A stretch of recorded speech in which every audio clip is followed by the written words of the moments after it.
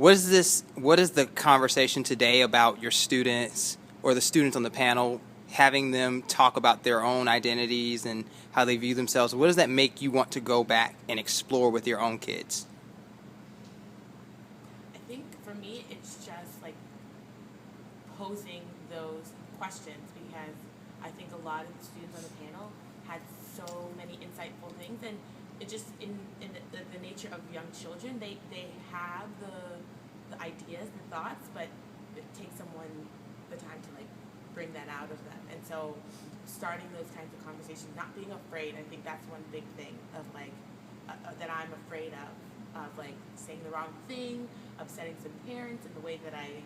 communicate to the students about race and identity in class. I think I want to like have similar conversations more with my immigrant and refugee students. I think that it would be interesting to hear their perspective on it and how they feel in the classroom and how they feel about the way teachers interact with them or treat them based on their immigrant and refugee status. As an 8th grade teacher, I talk a lot with my students about transitions and how it's my role as their 8th grade teacher to help prepare them for the next step. And I was going to go into having them create pathways or where they saw themselves in the future, but it was going to be more so aligned with overcoming their disability and how that would lead them to their pathways. But now from this conversation, I'm even motivated to say, okay, how does my race play a part of this?